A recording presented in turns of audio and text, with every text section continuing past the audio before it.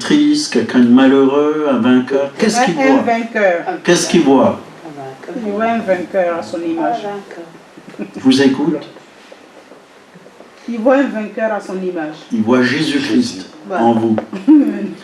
Parce que vous avez été racheté au travers de son Fils, au travers de l'œuvre de la croix. Il voit dans vos vies, quand vous avez accepté Jésus, il voit Jésus.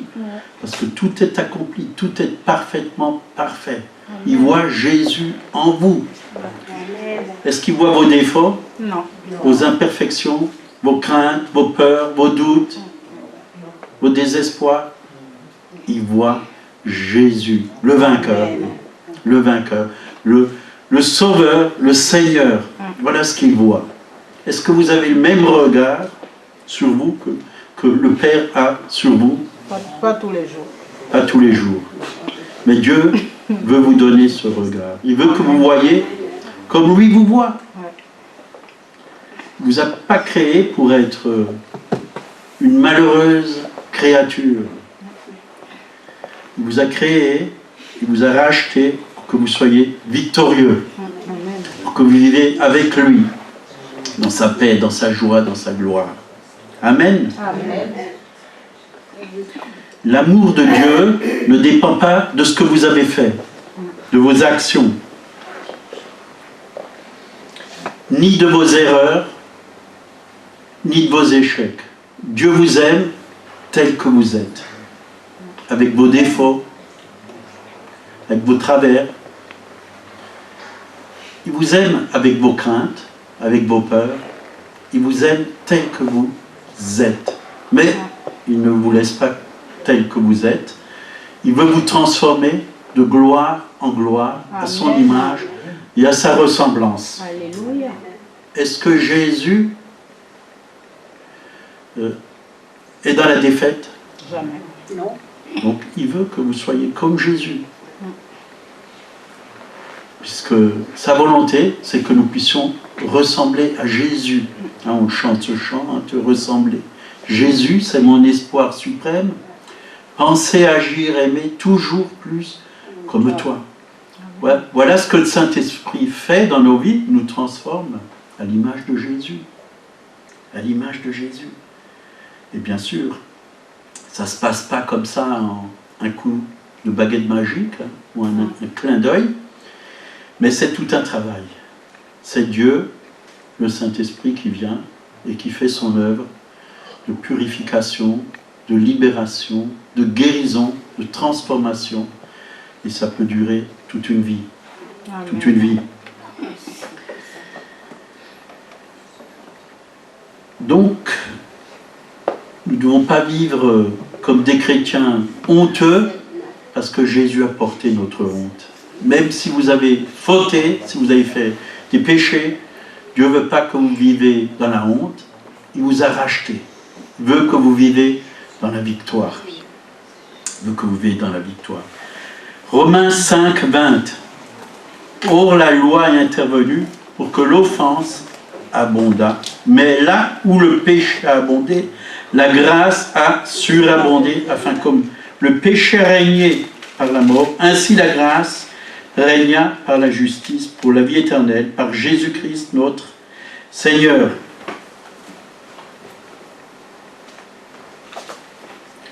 Voilà, nous avons été rachetés.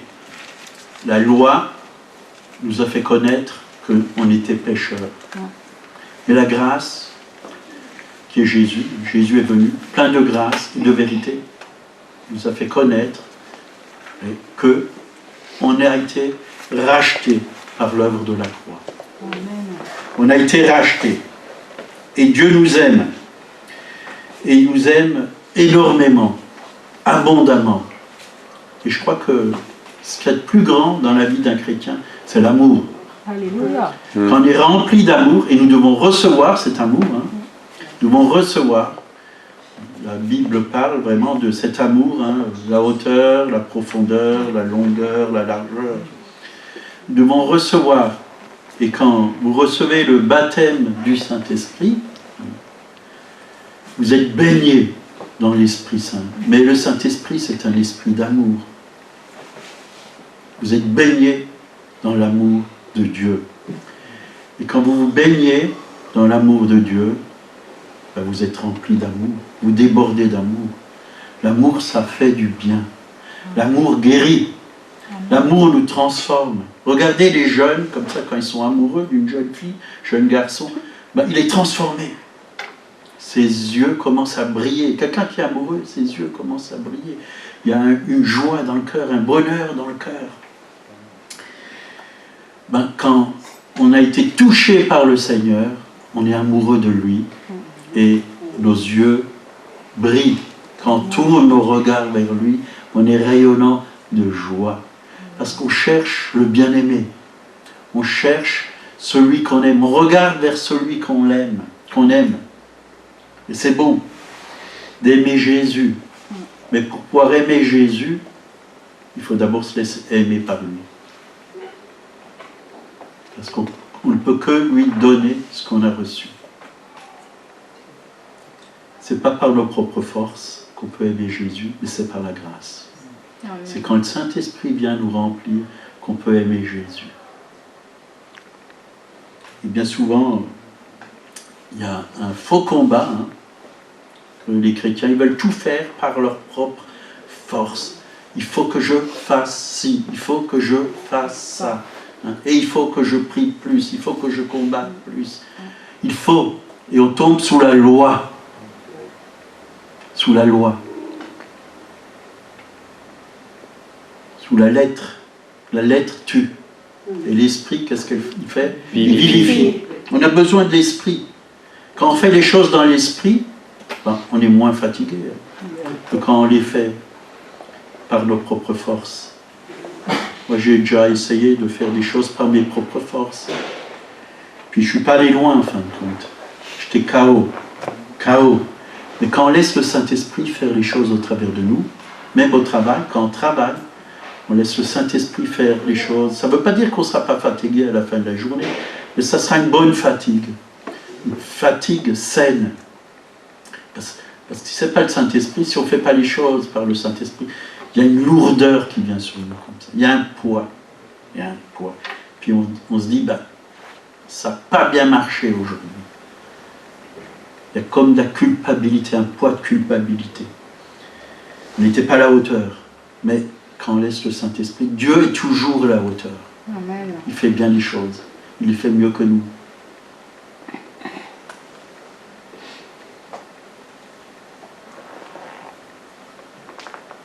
Donc, n'oubliez pas le regard de Dieu sur vous.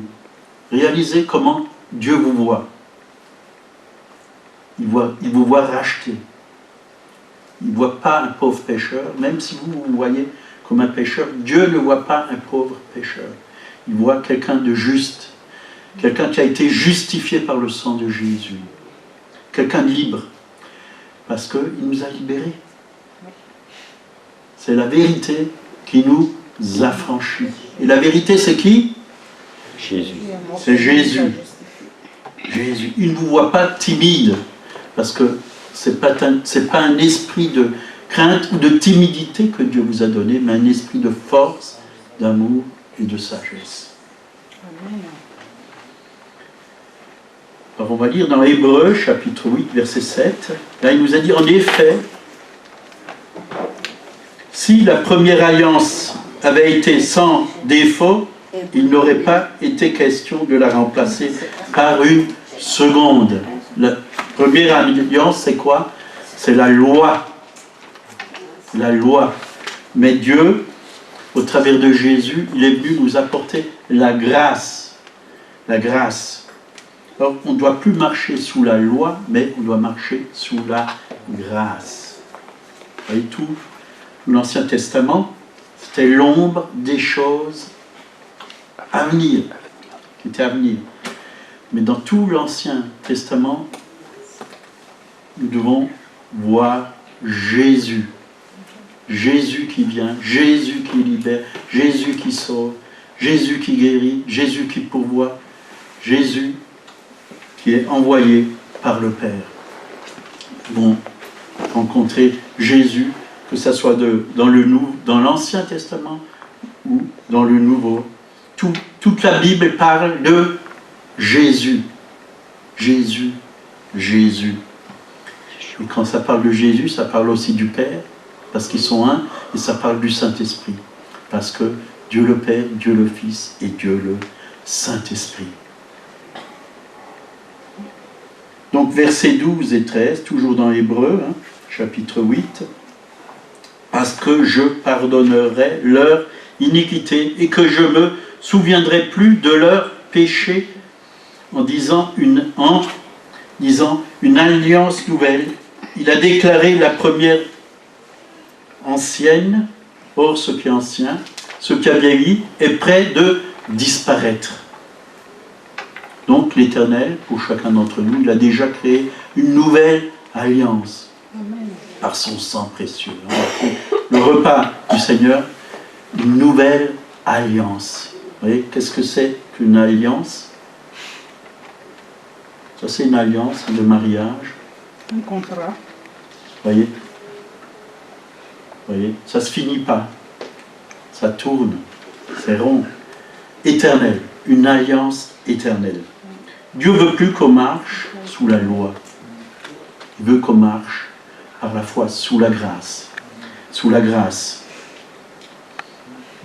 Donc il a créé une nouvelle alliance. Alliance de grâce pour vous, pour moi, et que nous pouvons bénéficier chaque jour. Est-ce que tu es au bénéfice de cette grâce chaque jour? Est-ce que le matin, quand tu te lèves, tu dis, Seigneur, ta grâce est sur moi, ta faveur. Je ne mérite rien, mais c'est toi qui me donnes tout. Tu me donnes la capacité d'aimer. Tu me donnes la capacité de pardonner. Tu me donnes la capacité de pouvoir annoncer la bonne nouvelle à quelqu'un. C'est toi qui me donnes la capacité d'être en bonne santé, de marcher, d'aller au travail, et ainsi de suite. Est-ce que, pour vous, c'est ça la grâce? Ou alors, vous vous levez, oh, il faut que je fasse ci, il faut que je fasse ça, il faut, et ainsi de suite. Je dois, tu dois, tu dois, à la force de tu vas être tué. Tué. Parce que quand tu fais avec tes propres forces, c'est dur, c'est dur. Donc Dieu lui-même a déclaré, en effet, je pardonnerai leur injustice et je ne me souviendrai plus de leur péché. Vous voyez? Dieu a une mauvaise mémoire face à vos péchés. C'est un défaut, mais non, mais c'est une qualité pour lui. Parce qu'une fois qu'on a remis tous nos péchés au pied de la croix, Dieu ne s'en souvient plus. Je ne m'en souviens plus. Et pourquoi toi tu t'en souviens toujours et tu reviens? Parce que tu écoutes l'ennemi qui t'accuse, l'accusateur des frères, c'est l'ennemi. Et plus tu t'en souviens, plus tu es défait, plus tu es culpabilisé, plus tu es honteux. Mais Dieu ne s'en souvient plus. Ils ont été jetés où? Au fond de la mer. Et il a même mis un panneau, pêche interdite.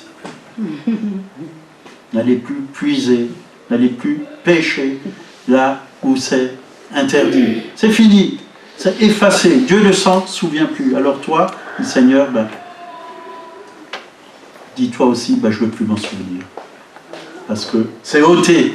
Il est l'agneau de Dieu qui ôte le péché du monde. La loi, ça couvrait les péchés par le sang des animaux, mais ça ne les ôtait pas. Mais Jésus est l'agneau de Dieu qui ôte. Ôte. Quand on ôte, c'est plus.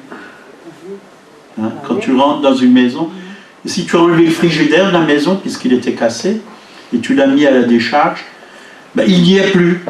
Mais le péché, c'est pareil. Si Dieu l'enlève, c'est qu'il n'y est plus. Il n'est plus là. Donc tu as un cœur pur, un cœur nouveau. Dieu a fait une nouvelle alliance. Non avec les lettres de la loi, mais écrites sur des tablettes, mais avec l'esprit. Il a écrit dans nos cœurs sa parole,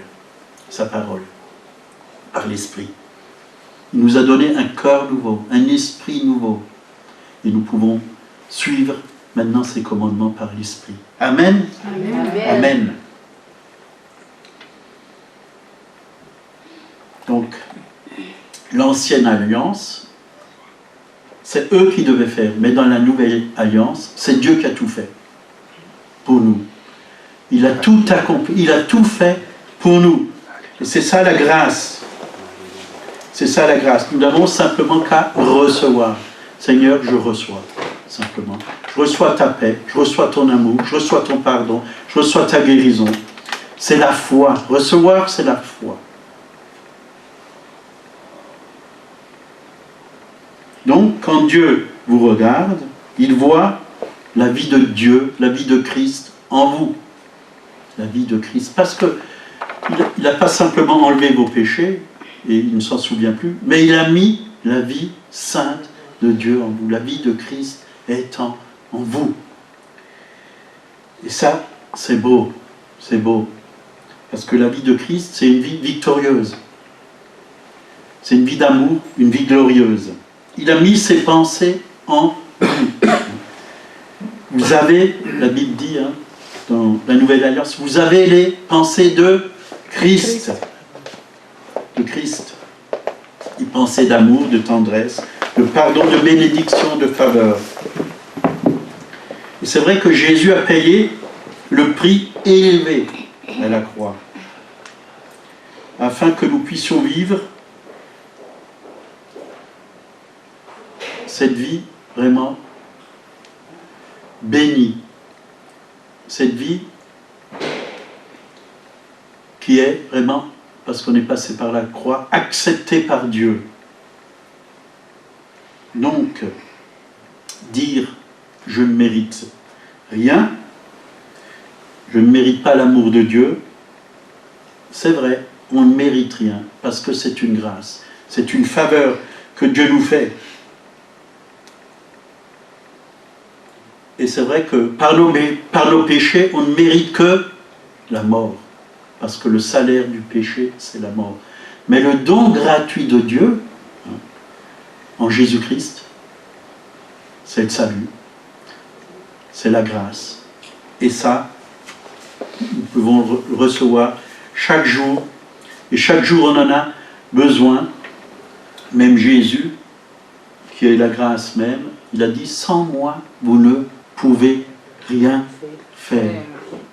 Sans moi, vous ne pouvez rien faire. » Et réalisez que chaque jour, vous faites beaucoup de choses sans lui. Vous les faites parce qu'il faut les faire. Par habitude. Il faut que je fasse ci, il faut que je fasse ça. Invitez Jésus et dites à Jésus, Jésus, fais les choses au travers de moi, par ton esprit. Et vous allez voir comme les choses vont changer dans votre vie. Vous allez voir comme tout va changer dans votre vie. Il va se passer des choses merveilleuses en vous et au travers de vous. Parce que quand lui prend les choses en main, ça se passe bien. Ça se passe bien. Et il fait bien les choses. Donc il a été puni à notre place, à la croix. Et Dieu ne veut pas que vous soyez encore punis pour vos péchés, parce qu'il a déjà été puni. Mais nous devons les déposer au pied de la croix. Demandez sincèrement pardon, confessez, et Dieu les enlève. Bien sûr, le mieux, c'est de demander la grâce pour ne pas pécher, pour ne plus pécher. Et si vous demandez la grâce pour ne plus pécher, vous allez voir que les péchés dans votre vie vont diminuer. Vous allez en faire de moins en moins. Parce que Dieu ne veut pas qu'on vive dans le péché. La grâce, elle ne nous a pas été donnée pour pécher, mais elle nous a été donnée pour ne plus pécher. C'est pour cela que la grâce nous a été donnée.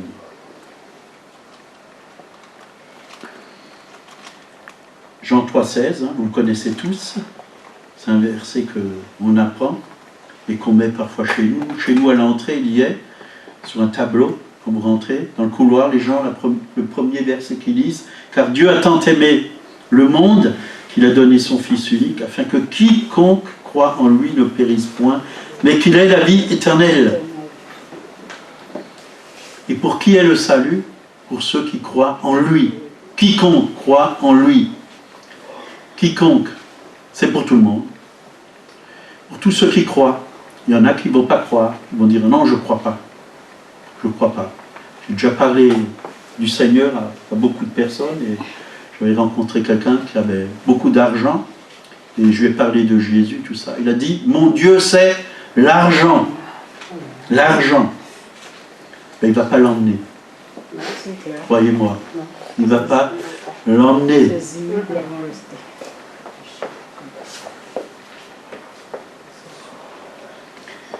Donc, pour quiconque croit en lui. Donc, il n'est pas pour les gens parfaits. Il n'est pas pour ceux qui obéissent parfaitement, mais pour ceux qui croient en lui. Tu reçois sa grâce, son pardon, sa justice, sa sainteté. Tu marches sur son chemin. Il devient ton Seigneur, pas seulement ton Sauveur, mais ton Seigneur. Voilà ce que Dieu veut être, ton Seigneur. Pas seulement ton Sauveur. Oui, tu es sauvé parce que tu as cru en lui, mais après que tu sois sauvé, qu'il devienne ton Seigneur. C'est-à-dire celui qui règne sur toi. Tu ne t'appartiens plus à toi-même. Tu appartiens à Dieu le Père, Dieu le Fils, Dieu le Saint-Esprit. Tu le laisses régner. Ma vie ne t'appartient plus. Je veux aller où tu veux que j'aille. Je veux faire ce que toi tu veux que je fasse. Non ma volonté, mais ta volonté. Voilà, c'est ça, appartenir. Et quand vous le dites au Seigneur, Dieu vous entend et Dieu vous prend en mot. Est-ce que Jésus-Christ est votre Seigneur?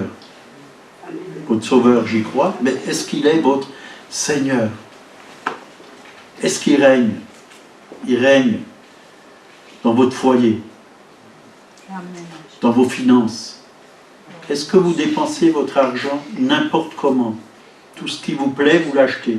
Ou alors vous demandez sa sagesse et vous faites avec votre argent ce que lui veut que vous fassiez. Et vous allez voir, si vous faites ce que lui veut que vous fassiez avec vos finances, vous allez voir que vous allez être béni financièrement. Mais si vous faites ce que vous voulez faire, vous ne serez pas spécialement béni. Oui, vous avez la bénédiction de Dieu, mais pas dans les finances. Combien de chrétiens sont malheureux et pauvres parce qu'ils n'obéissent pas à Dieu? Ils se disent, ah ben j'ai travaillé tout ce mois, c'est mon argent, j'en fais ce que je veux, je l'ai gagné. C'est une mauvaise gestion. Est-ce qu'il est Seigneur dans votre couple? Pour qu'il bâtisse votre couple comme lui veut qu'il soit bâti. Nous, quand on s'est mariés, on a dit au Seigneur, même avant le mariage, on a dit au Seigneur, Seigneur, ce qu'on veut, c'est aller où toi tu veux. On se marie pour faire ta volonté. On se marie, bien sûr, pour s'aimer, comme toi tu le désires, mais pour faire ta volonté, aller dans ta direction. Et on a demandé au Seigneur qu'il nous donne sa vision. Parce que, oui, on a une vision, bien sûr, mais parfois notre vision, ce n'est pas toujours celle de Dieu. Mais quand Dieu vous donne la sienne, elle est bien meilleure, elle est bien supérieure à la nôtre. Bien supérieure à la nôtre. Pour que Jésus-Christ puisse être votre Seigneur. Vous voyez, je ne sais pas pourquoi je parle de ça ce matin, ce n'était pas dans mon message, mais je crois que c'est important. Que Jésus soit notre Seigneur. Le Seigneur, c'est celui qui est en premier, pas en dernier. D'abord moi et après lui. J'ai une fois rencontré quelqu'un, il m'a dit j'ai ci et ça, j'aimerais le donner à l'église, mais c'est foutu. Il faut le réparer. Je dis bon, on n'a pas besoin de ça, merci. Dieu n'a pas besoin de tes restes parce que toi tu vas en acheter un neuf. Si tu veux donner à Dieu quelque chose, donne-lui quelque chose de bon et pas quelque chose de mauvais. Et souvent on veut donner les restes au Seigneur. S'il reste de l'argent, je donnerai quelques petites pièces là dans le tronc. Ça va faire ding comme avant. Mais Joséphine l'a fait de bon cœur. Elle l'a fait de bon cœur. Parce qu'elle aime Dieu. Et quand on fait les choses de bon cœur, c'est bien. Mais il y en a, c'est les restes. Hein, une fois, on a ramassé plein de petites centimes là, dans la corbeille. Là. Des 1 centime, chose que personne ne voulait. Débarrasser de la monnaie, ça me gêne. Non, c'est pas ça que Dieu veut. On les prend quand même. Hein, puisque si vous additionnez 1 centime sur 1 centime, sur la fin, ça peut faire beaucoup quand même. Mais l'important, c'est le cœur que Dieu regarde. C'est pas la quantité, la somme que Dieu regarde, c'est le cœur. Avec quel cœur tu donnes? Avec quel cœur tu fais les choses? Avec quel cœur tu fais la popote à la maison? La confiture, la choucroute, avec quel cœur? Si tu le fais parce qu'il faut le faire, ou parce que ton mari va pas être content, si c'est pas prêt à la bonne heure, au bonheur.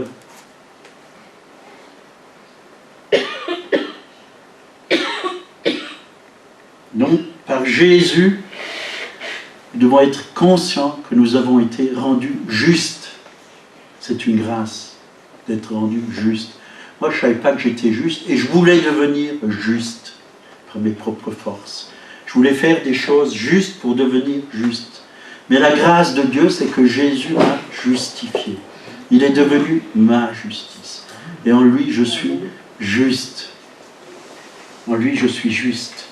Hein, il y a une parole dans 2 Corinthiens 5, 21. Il a été fait pour nous péché, afin que nous devenions en lui justice de Dieu. Nous devenons en lui justice de Dieu.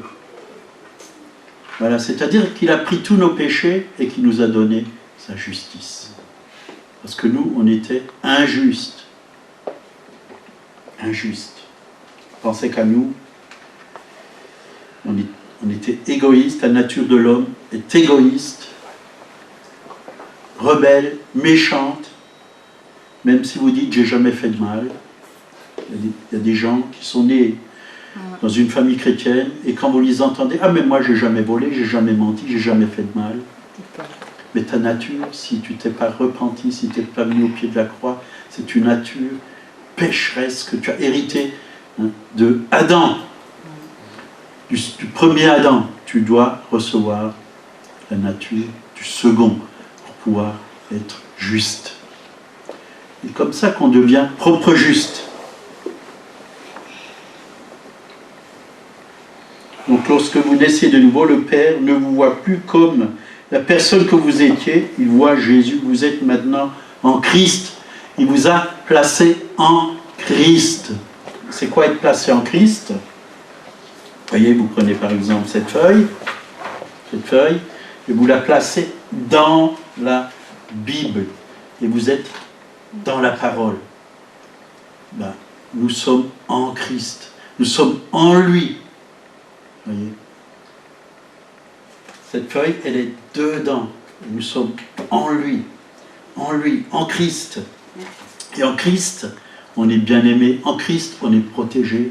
En Christ, on est secouru. Amen. En Christ, on a de l'espérance. En Christ, on a la victoire. Amen. On est en lui, en lui. Et l'ennemi, s'il voit que vous êtes en Christ, il faut d'abord qu'il passe par Christ pour pouvoir vous atteindre. Et vous savez que Christ est le vainqueur. Vous avez la cuirasse de la justice, puisque Jésus est devenu notre justice. Alors il a beau venir vous accuser, vous lui dites, ben, je suis en Christ, j'ai la cuirasse de la justice. Jésus est ma justice. Et il va partir. Parce qu'il sait qu'il ne peut pas toucher à Christ, parce que Christ l'a vaincu il y a 2000 ans à la croix. C'est vrai, ce n'est pas par nos propres forces que l'ennemi a été vaincu et qu'il est encore vaincu aujourd'hui, mais par Christ. Et un homme de Dieu qui a une fois chassé un démon, la vie d'une personne, et le démon, il a dit, tu ne peux pas me chasser, parce que si tu veux que je sorte, je ne sors que par le jeûne et la prière. Alors la personne lui a répondu, Jésus est en moi, il a jeûné 40 jours et 40 nuits, alors maintenant tu vas sortir au nom de Jésus. Et le démon est sorti. Pas par nos propres forces, par Christ, par l'Esprit de Dieu. Si je chasse les démons, c'est par l'Esprit de Dieu. Donc nous sommes en lui et Dieu ne voit pas vos défauts. Dieu ne voit pas vos faiblesses. Oh, il les voit peut-être, mais il ne va pas vous accuser. S'il est là et qu'il les voit, c'est pour vous transformer par le Saint-Esprit, pour vous libérer, pour vous guérir si vous êtes blessé, pour vous aider, pour vous aimer, pour vous consoler. Il est là et il prend soin de vous. Il est toujours le bon berger. Quand les brebis sont blessées, il vient les soigner, il vient les penser, il vient les guérir, il vient les aimer. Il les prend dans ses bras et il les serre contre son cœur parce qu'il vous aime. Il vous a lavé par le sang précieux de son Fils Jésus, dit la parole de Dieu. Mais le sang est précieux. Savoir que le sang vraiment a coulé pour nous. On prend le pain et le vin le dimanche, savoir que la pureté de Dieu est là. Dieu nous purifie de tout péché. Et qu'il faut tout emmener à la lumière. Tout ce qui ne va pas dans notre vie, il faut le mettre à la lumière. Et quand on met les choses dans la lumière, Dieu guérit, Dieu restaure, Dieu transforme.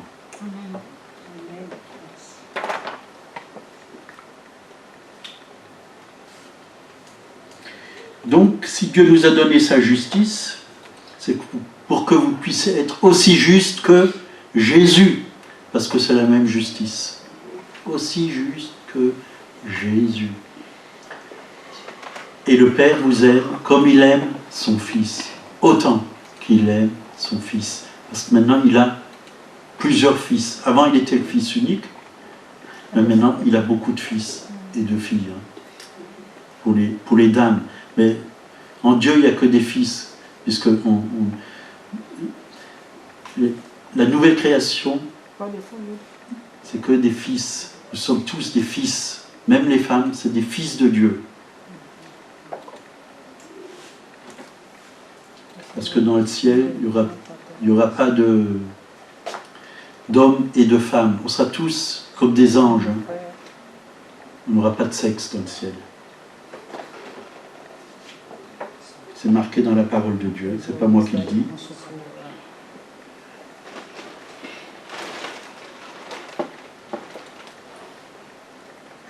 Donc, Romains 5, 17 déclare que ceux qui reçoivent avec abondance la grâce et le don de la justice régneront à bien plus forte raison dans la vie par Jésus-Christ, lui seul. C'est parce que vous êtes juste que vous pouvez régner. Alors réalisez ce que veut dire le mot régner. Régner, c'est-à-dire être au-dessus de vos problèmes. Ce n'est pas vos problèmes qui vont régner, mais c'est vous qui allez régner pour pouvoir recevoir la sagesse pour les résoudre. Ce n'est pas vos maladies qui vont régner, mais c'est vous, en Jésus-Christ, vous allez régner sur la maladie. C'est-à-dire, vous allez réaliser que à Golgotha, il y a 2000 ans, Jésus a porté votre maladie. Et s'il l'a portée, vous n'avez plus besoin de la porter. S'il a porté vos péchés, vous n'avez plus besoin de porter vos péchés. Jésus vous en a débarrassé, vous êtes libre. Et parfois on voit des chrétiens, ils sont lourds, ils sont chargés. On dirait qu'ils portent 20 kilos sur le dos. Et ils font une tête comme s'ils avaient un gros fardeau sur eux. Déchargez-vous sur lui de tous vos soucis, car il prend soin de vous. Il prend soin de vous. Il dit, ça peut arriver, c'est vrai qu'on ait des soucis, mais il ne faut pas les garder, il faut se décharger, il faut les partager, porter les fardeaux les uns les autres. Porter les fardeaux les uns les autres. Il y a des choses qui peuvent nous peser. On peut passer par... voilà, on a perdu un être cher, on peut passer par une difficulté, par une maladie, on peut passer par des choses douloureuses, mais porter les fardeaux les uns les autres. à 2 ou à 3, c'est plus facile de porter 100 kilos que tout seul. Moi, je n'y arrive pas seul. Mais si vous êtes 3 ou 4, porter 100 kilos, ça va beaucoup mieux. Comme dit Joséphine, hein, ensemble, on est plus fort. On est plus fort. Donc, quand vous régnez, c'est plus la cigarette qui règne sur vous. C'est plus la drogue, c'est plus l'alcool. C'est plus toutes ces choses négatives qui vont régner. Mais vous régnez par la justice. Donc, quand vous êtes la justice de Dieu, vous êtes bénis. Vous êtes bénis. Parce que quand vous le proclamez, moi depuis que je le proclame, et chaque jour je le proclame, quand je me lève, je proclame, je suis la justice de Dieu. Et l'ennemi, il fuit. Il fuit parce qu'il sait que pour être justifié, le sang de Jésus a coulé. Et il n'aime pas le sang de Jésus. J'ai été racheté. Et je reçois toutes choses par la grâce de Dieu dans la journée. Parce que je suis la justice de Dieu. La grâce est là. Et Dieu pourvoit à tous mes besoins. Que ce soit sagesse, intelligence, j'ai conseil, le conseil de Dieu. Toutes choses, force, courage, bénédiction. Dieu s'occupe de moi. Parce qu'il est mon papa. Je suis la justice de Dieu. Je suis la justice de Dieu. Et l'ennemi doit fuir, doit s'écarter de mon chemin. Et il le fait. Il le fait. Depuis que je le fais, je me porte beaucoup mieux. Essayez, c'est gratuit. Proclamez chaque jour, je suis la justice de Dieu. J'ai été lavé par le sang de Jésus, j'ai été justifié. Je suis la justice de Dieu. Tout ce qui n'est pas juste n'atteint pas ma vie. Il n'y a que ce qui est juste, ce qui vient de Dieu, qui va toucher ma vie et ça va porter son fruit. Et là, les bénédictions vont commencer à pleuvoir sur votre vie si vous proclamez qui vous êtes. Ça, c'est votre identité. Je suis la justice de Dieu. Je suis une nouvelle création. Je suis fils du roi des rois. Je suis précieux à ses yeux. J'ai du prix à ses yeux. Proclamez ces choses. Proclamez votre identité. Et l'ennemi va lâcher prise. Il y a un serviteur de Dieu qui a eu une vision de la croix. Et quand j'ai lu ça, j'ai dit, c'est vrai, Seigneur, parce que je te demande toujours une vision de la croix. Parce que souvent, on n'a pas toujours la bonne vision de ce qui s'est passé à la croix de Golgotha. Mais on a besoin d'avoir une révélation de ce qui s'est passé à la croix de Golgotha. Et donc, il a reçu une vision de la croix, et je vais vous la lire. Tous les péchés de l'humanité, mensonges, tromperies, jalousie, amertume, adultère, addiction, esclavage, meurtre, etc. Et toutes les conséquences du péché, peur, maladie, culpabilité, condamnation. Il les a vus tournoyer autour de Jésus sous forme d'esprits mauvais et de démons qui rigolaient haineusement, le narguaient et le tourmentaient.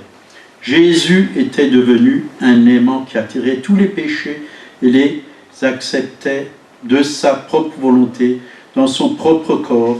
On ne peut imaginer l'atroce douleur qui a déchiré le corps de Jésus à la croix. Il a porté tous les cancers, les tumeurs et autres maladies dans son corps en même temps. Celui qui n'a pas connu le péché a pris sur lui le poids écrasant de tous les péchés de l'humanité. Vous vous rendez compte ? Réalisons vraiment ce qui s'est passé à la croix, quand Jésus est mort. Il a été fait péché pour que nous soyons, que nous devenions en lui justice de Dieu.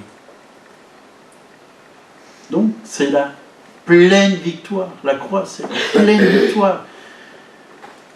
Avant de mourir, qu'est-ce qu'il a dit ? J'ai soif. Et il a bu le vinaigre, et il a dit, tout est accompli, et il a rendu l'esprit des morts.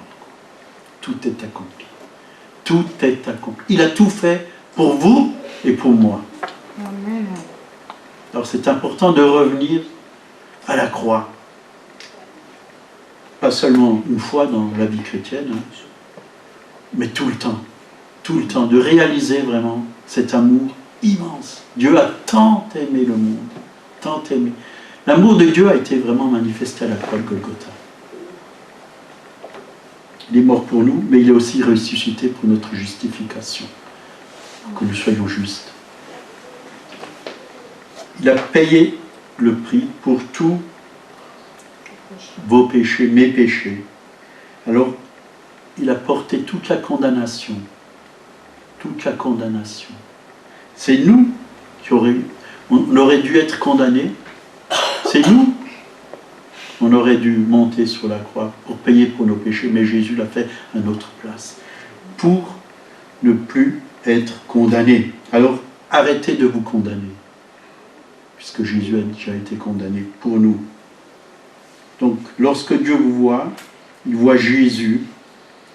Utilisez les yeux de la foi. Et croyez que tel il est aujourd'hui, puisqu'il n'est plus sur la croix, il est sur le trône. Tel nous sommes dans ce monde. Tel il est vainqueur. Il est plein d'amour. Mais nous sommes vainqueurs. Nous sommes pleins d'amour. Il est dans le repos. Nous devons être dans le repos de Dieu. Il est dans la sainteté. Nous appelle à vivre dans la sainteté. Tel il est, tel nous sommes dans ce monde. C'est pour ça que Dieu voit, quand il nous regarde, il voit Jésus. Il voit sa vie en nous, il voit sa nature, il voit l'œuvre accomplie, il voit sa gloire, puisque Christ est dans la gloire. Et la Bible dit qu'il nous a aussi donné sa gloire. Est-ce que nous croyons à tout cela? Est-ce que nous le croyons? Nous accorde sa bénédiction, sa faveur, sa guérison. Vous êtes libérés de tout péché, de toute douleur, de toute culpabilité, de toute forme d'esclavage. Donc la grâce, c'est une faveur que Dieu nous donne. La grâce met la capacité de Dieu à notre disposition. Sans moi, je l'ai dit avant, vous ne pouvez rien faire. On a vraiment besoin de lui pour recevoir tous les cadeaux de Dieu, parce qu'il a déjà tout préparé pour notre vie. Pour chaque jour, il a déjà tout préparé. Mais on peut passer à côté de ce qu'il a préparé. On peut passer à côté. On peut louper plein de bénédictions que Dieu veut nous donner chaque jour. Par exemple, quelqu'un, il se dit, oh ben, ce matin, je ne vais pas au culte. Je reste au lit, je vais dormir. Je n'ai pas envie de me lever. Puis la personne en même temps, elle est malade. Elle est malade. Puis elle reste, elle dit, de toute façon je suis malade, j'ai des douleurs à la tête, j'ai des douleurs ici et là, quoi. Mais je ne vais pas au culte. Peut-être qui sait, elle serait venue, hein, l'onction serait venue sur elle, si elle serait venue au culte, et elle serait été guérie, quoi. Elle est passée à côté de ce que Dieu voulait lui donner, toutes les paroles que Dieu voulait lui donner. Elle aurait peut-être reçu une prophétie, peut-être reçu ci, ça, je ne sais pas. Admettons, hein, cela. Mais parfois on passe à côté parce que on est trop centré sur nous et on n'est pas tourné vers le Seigneur. On n'est pas tourné. Il faut que Christ soit le centre. J'ai trop de travail. Aujourd'hui, j'ai des invités. J'ai trop de travail. Non, non, non. Je ne vais pas à la réunion de prière. Voilà, il y a un match de foot. Je ne dis pas que c'est mauvais le match de foot. Mais il y a un temps pour tout. Si Dieu t'appelle à la prière, va à la prière. Si Dieu t'appelle à aller au match de foot, va au match de foot. Donc ce matin, je veux vous encourager à rester en Christ. Jean 15, 4 et 5 nous dit « Demeurez en moi et je demeurerai en vous ». Le sarment ne peut porter de fruits par lui-même, sans rester attaché au cep. Il en va de même pour vous.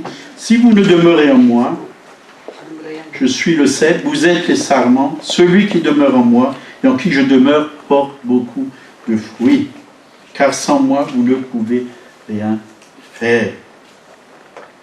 Donc demeurer en Christ, demeurer dans la grâce. Laisser la grâce se manifester.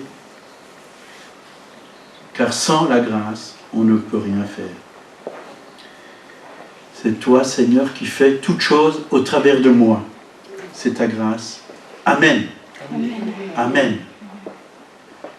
Voilà, laissez le Seigneur, vraiment, faire les choses au travers de vous. Et vous verrez que ça va bien se passer. Amen. Amen. Moi, je le vis. Je vis ces choses en ce moment. Et c'est pour cela que je vous les partage. Parce que Dieu veut faire au travers de vous. Ne vous laissez pas déborder par quoi que ce soit. Vous savez, ça va vite. On est dans un monde, il y a tellement de choses. On est vite débordé. Et même moi-même, en ce moment, j'ai tellement de travail que si j'écoutais vraiment tout ce qu'on me dit, et toutes les choses que les gens veulent me faire faire, je serais vite débordé, je serais vite dépressif. Mais je dis, Seigneur, tu fais bien les choses. Et chaque jour suffit sa peine, et c'est toi qui fais les choses. L'une après l'autre, au travers de moi. Amen. Amen. Et pour ceux qui ne sont pas contents, mais tant pis pour eux.